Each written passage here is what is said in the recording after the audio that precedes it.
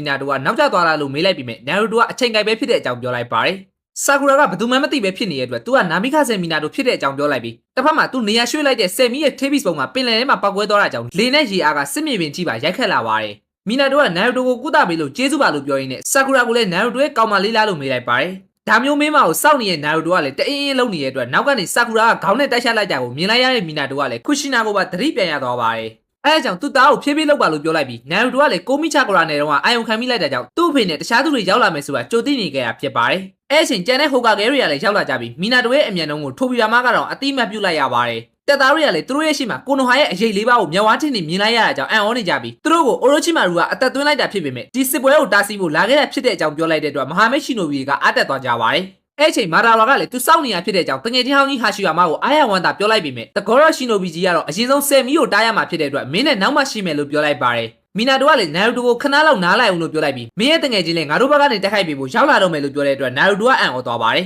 ခူရာမကလည်းမီနာတိုရောက်နေပြီဆိုတာကိုခန်းစားမိလိုက်တဲ့ပြင်ကိုမီတဝက်ရှိနေရကြောင်းခူရာမဖောင်သုံးလို့ရနေတာကိုပါတွေးလိုက်ကြရပါတယ်အဲအကြောင့်နာရူတိုကသူ့အဖေဘလောက်မှကြောင်ခူရာမကိုကြွားနေပြီမြဲမီနာတိုကနာရူတိုလိုငပိန်ထက်တာတယ်ဆိုတာကိုအစကတည်းကသိနေတဲ့ခူရာမကတော့သူ့ကိုတော့နှစ်ချမ်းခွဲပြီးဂျိတ်ပိတ်ခဲ့တဲ့အတွက်အံ့ဩစရာမရှိတဲ့အကြောင်းပြောပါတယ်စကားပြောနေတဲ့အချိန်မှာလေမီနာတိုကသွားရမယ့်နေရာတွေမှာခုနိုင်နေချထားပြီးနေပြီဖြစ်ပြီးထိုဘီယာမကတော့ချီကျူရလောက်တဲ့အမြန်နှုန်းနဲ့တတ်မှတ်ထားတဲ့နေရာတွေကိုပို့ပေးလိုက်ပါတယ်ပြီးရင်တော့ကြက်သွေးရောင်အလင်းတန်းလေးခုပေါင်းစည်းခြင်းလို့အထိပ္ပယ်ရတဲ့အကာယံဂျူစုနဲ့ဆယ်မီကိုပိတ်ထားလိုက်ပြီးဟာရှီယာမရဲ့ Sage Mode တန်းစီးနဲ့ပါချုပ်ထားလိုက်ပါတယ်အားလုံးကဟိုကာကဲ၄ယောက်ဖန်တီးတဲ့အကာယံကိုအာယုံရောက်နေကြတဲ့အချိန်မှာသူတို့နားကိုဆာစကဲရောက်လာတဲ့အကြောင်းနာရူတိုကမင်းလာတာတော်တော်ကြာတာပဲလို့ပြောလိုက်ပါတယ်ဆာကူရာကလည်းမျက်လုံးပြူးနေပြီးကျန်တဲ့တငယ်ချင်းတွေကလည်းဆာစကဲကိုမြင်လိုက်ရပေမဲ့ရန်သူလည်းဖြစ်နေနိုင်တဲ့ကြောင့်ရိုးရိုးတဲတဲ့အခြေအနေဖြစ်သွားကြပါတယ်ဆာစကဲကတော့မင်းတို့ကောင်တွေကအရင်လိုတော်တော်နားကြီးရပဲလို့ပြောပေမဲ့ဒီနေရာကိုဘာလာလောက်တာလဲဆိုပြီးဝိုင်းမေးကြပါတယ်သူ့အနေနဲ့အများကြီးရှင်းမပြကြည့်မိမဲ့ तू ကကိုနိုဟာရွာကိုကာဝယ်ဖို့ဆုံးဖြတ်လိုက်ပြီးဖြစ်တဲ့အပြင် तू ကဟိုကာကဲဖြစ်လာမှလို့ရုတ်တရက်ကြီးပြောချလိုက်ပါတယ်ကြားရတဲ့နားပါမယုံနိုင်လောက်တဲ့အတွက်အကုန်လုံးပါဇက်အဟောင်းသားဖြစ်ကုန်ကြပြီးတစ်စပေါက်နေရတယောက်ကရုတ်တရက်ကြီးရောက်ချလာတဲ့အပြင်ထူးဆန်းတဲ့စကားတွေပြောနေရကြောင်းအားလုံးကလည်းရုတ်တိမရှိဘူးဆိုတာသိနေကြပါတယ်